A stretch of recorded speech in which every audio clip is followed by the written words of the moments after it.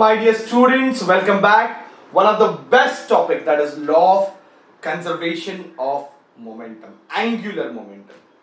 बच्चों मैं बोल रहा हूं कि ये भी इम्पोर्टेंट टॉपिक है, एग्जाम में इसके न्यूमेरिकल्स आते हैं, तो जैसे ही आपको इसके कॉन्सेप्ट समझेंगे, इसके न्यूमेरिकल्स को अपने को बहुत अच्छे से करना है बच्चों, ठीक है।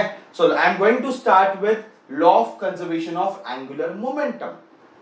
मोमेंटम कंजर्व होता है, ये हमने 11th स्टैंडर्ड में पढ़ा है कि momentum is constant. Okay, when there is no external force acting, momentum is constant. अगर आपने नहीं पढ़ा है, ठीक है, कोई टेंशन लेने का जरूरत नहीं है, हम यहाँ पे एंगुलर मोमेंटम को बहुत अच्छे से समझ लेते हैं। बट मैथमेटिकली हमें कुछ चीजों की जरूरत है कि क्या करना है, जैसे कि वी रिक्वायर्ड प्रोडक्ट रूल यहाँ पे। ओके, तो मैं आपको बता दूं प्रोडक्ट रूल क्या रहता है।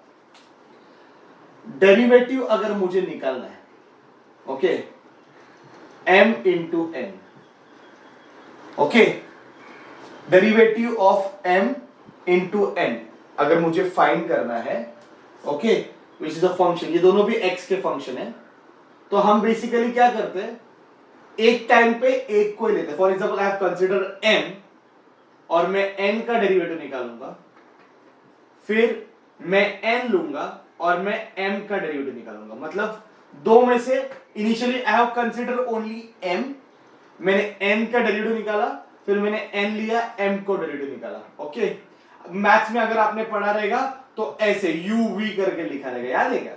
आप u लोगे dv बाई dx प्लस फिर v लोगे du बाई dx। मतलब पहले आप u लोगे, v का डेरिवेटिव निकालोगे, प्लस फिर v कंसीडर करोगे, u का डेरिवेटिव निकालोगे। ये प्रोडक्ट रूल है और यूवी रूल है, इसको जो आप बोल सकते हो आप बोलो। ओके, ये है कि फिर इसी चैप्टर में लेक्चर नंबर 6 में, ओके, 6b में मैंने बताया था टॉर्क के बारे में।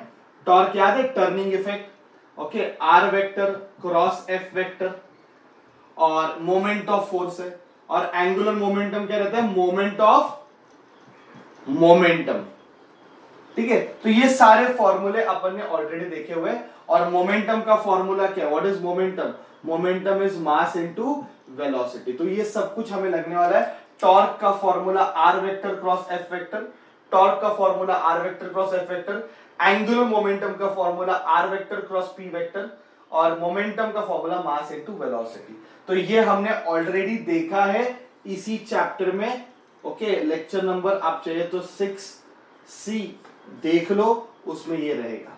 ओके, और ये मैथमेटिकल रूल है, इसको बोलते हैं प्रोडक्ट रूल। क्या बोलते हैं इसको? Product rule. तो पहले ये चीज आप अच्छे से नोट डाउन करो, because all this thing is required to understand law of conservation of angular momentum. तो प्लीज ये पहला आप लिख लो, ठीक है। So now I hope you have written this. अभी हम जाते हैं इसके आगे का मेन कॉन्सेप्ट, क्या है law of conservation of angular momentum. Conservation of angular momentum मतलब है कि एंगुलर मोमेंटम कांस्टेंट है। Angular momentum is constant, angular momentum is constant. Okay, तो कभी कांस्टेंट होगा ना, चेक करते हैं। ओके बच्चों, एंगुलर मोमेंटम का फॉर्मूला क्या है? Are vector cross F vector p vector, बराबर। एंगुलर मोमेंटम का फॉर्मूला क्या? R vector cross P vector.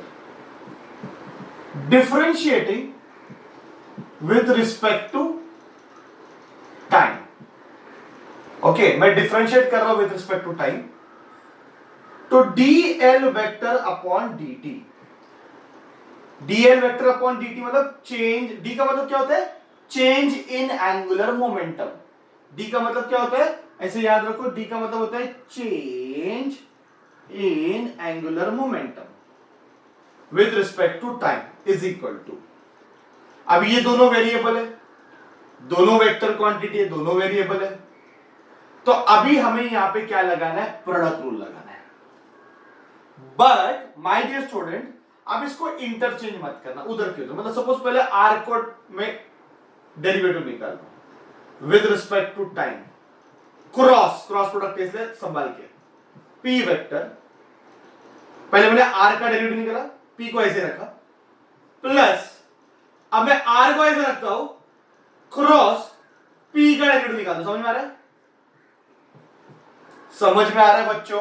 पहले मैंने आर का डेरिवेटिव निकाला, पी को ऐसे रखा, फिर मैंने पी का डेरिवेटिव निकाला, आर को ऐसे रखा। वही तो करते हैं यहां पे। पहले मैंने v का डेरिवेटिव निकाला, u को ऐसे रखा, प्लस u का डेरिवेटिव निकाला, v को ऐसे रखा। ठीक है, दोनों में से एक टाइम पे एक का ही क्या निकलेगा, डेरिवेटिव निकलेगा। So dl vector by dt, I keep this as it is बच्चों। What is dr vector upon dt? क्या है भाई, what is this dr vector upon dt?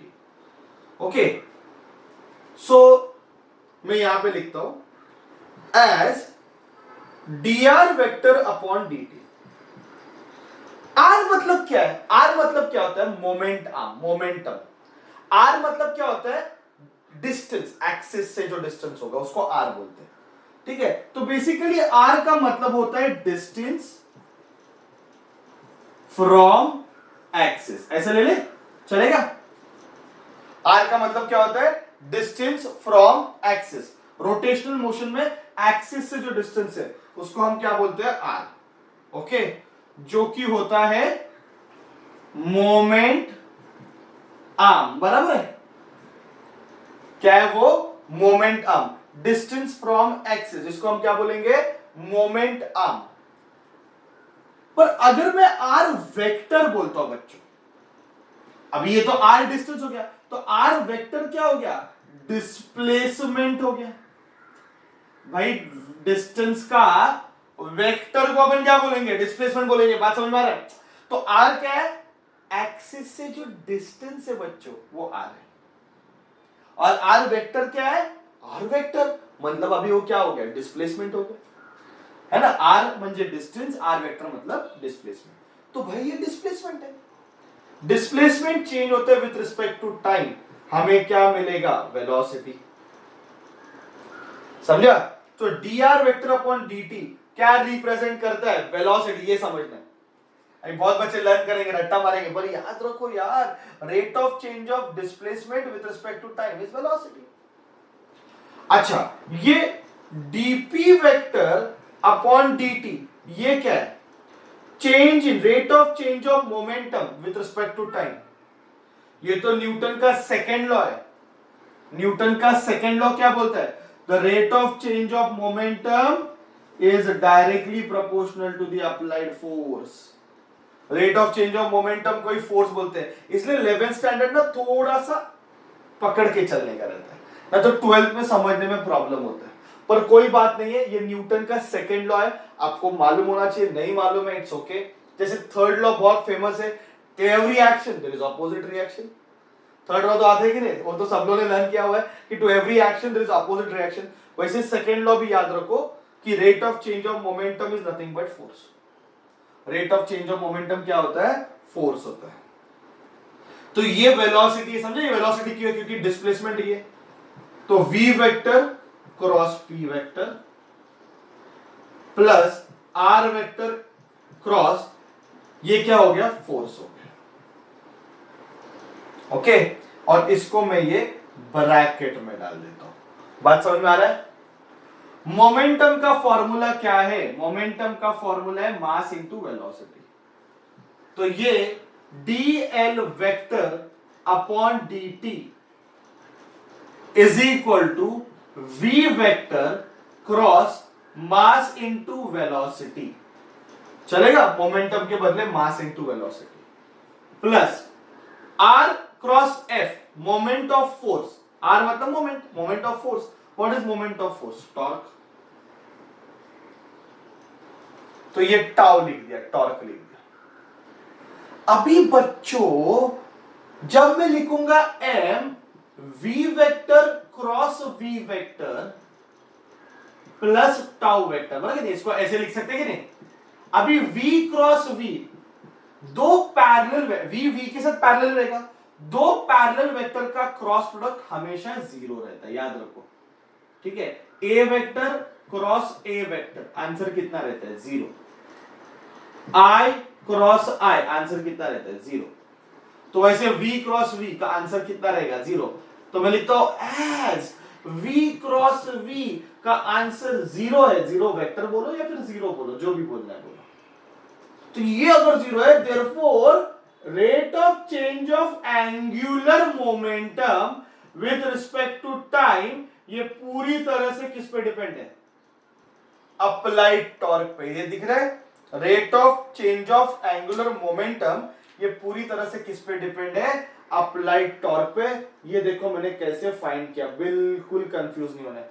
बहुत सारे बेसिक अगर मालूम रहेंगे तो ये समझ में आएगा, नहीं तो समझ में नहीं आने वाला है, फिर आप उसको रट्टा मारोगे क्योंकि इंपॉर्टेंट है। पर बेटर समझने का कोशिश करो, जो अपने 11th में पढ़ा है, जो बेसिक है उसको दिमाग में लाओ। पहला सबसे पहले तो जाके लेक्चर नंबर 6 ही देखो और आप समझ लो एंगुलर मोमेंटम क्या है, टॉर्क क्या है। वो मैंने स्पेशली बना के रखा है इसी चैप्टर में। अगर आपने देखा है, नोट डाउन किया, बाय हार्ट किया, तो मुझे लग रहा है ये फॉर्मूला और ये फॉर्मूला में तो कोई प्रॉब्लम नहीं हुआ रहेगा। बराबर है? चलो, एंगुलर मोमेंटम क्या है? Are vector cross P vector. हमें change in angular momentum with respect to time find करना, मतलब मैंने डिफरेंशिएट किया, दोनों बाजू डेरिवेटिव निकाला। तो इधर डेरिवेटिव निकालने के लिए मैंने क्या यूज किया? Product rule. क्या यूज किया? Product rule. अभी प्रोडक्ट रूल यूज करने को आएगा, एक टाइम पे एक का डेरिवेटिव निकालने का। सिंपल है, उधर देखने का जरूरत भी नहीं, इधर से ही आंसर आ जाएगा। आर का डेरिवेटिव निकालो कि p as it is, plus अभी आर को ऐसे रखो, पी का निकालो। What is d r upon d t? D r, r vector क्या है? डिस्प्लेसमेंट। याद लो, आर अगर डिस्टेंस है, आर कोई भी डिस्टेंस ले लो, दो पॉइंट के बीच में डिस्टेंस को अपन आर बोलते हैं। पर जब वो आर वेक्टर बन जाता है तो वो बन जाता है डिस्प्लेसमेंट। क्या बन जाता है? डिस्प्लेसमेंट। चलो याद रख, आर वेक्टर मतलब क्या है? डिस्प्लेसमेंट। आर वेक्टर मतलब क्या है? डिस्प्लेसमेंट। अभी ये इतना बेसिक मुझे लगता है आप लोगों को आता रहेगा। अगर ये भी नहीं आता रहेगा तो लर्न करो कि rate of change of displacement with respect to time. बोलो मेरे साथ, rate of change of displacement with respect to time. मेरे साथ बोलो, come on. Rate of change of displacement with respect to time, इसको हम क्या बोलेंगे? वेलोसिटी। ठीक है?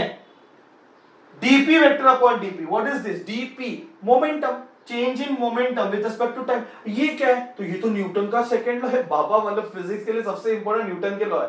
न्यूटन बोलता है कि rate of change of momentum is because of force. Rate of change of momentum is force. तो फोर्स का जो फॉर्मूला है, मास इनटू एक्सेलरेशन, सबसे मेन फॉर्मूला, वो इधर से ही आता है। तो rate of change of momentum is nothing but force. तो ये चीज फोर्स है, ये चीज v है। वैल्यू सब्स्टिट्यूट कर दे, देखो है ना, इसका रीजन लिखा है यहाँ पे। मोमेंटम को मैंने क्या लिखा? मास इनटू वेलोसिटी। आई मिल गया। ये क्रॉस प्रोडक्ट वाला चीज यहाँ पे याद रखो, दोनों पैरेलल है, v के साथ पैरेलल है। अगर तू v का क्रॉस प्रोडक्ट v के साथ ही लेगा तो आंसर 0 आता है, क्योंकि उसका भी रीजन है v sin थीटा, ये फॉर्मूला आएगा, जान दो। चलो, तो सेम क्वांटिटी का क्रॉस प्रोडक्ट हमेशा 0 आएगा। तो v क्रॉस v, आंसर कितना आएगा? 0। तो ये 0 हो गया। अच्छा, r क्रॉस f क्या है? टॉर्क है, लिख दिया। तो rate of change of angular momentum किसको इक्वल है? टॉर्क। अभी इफ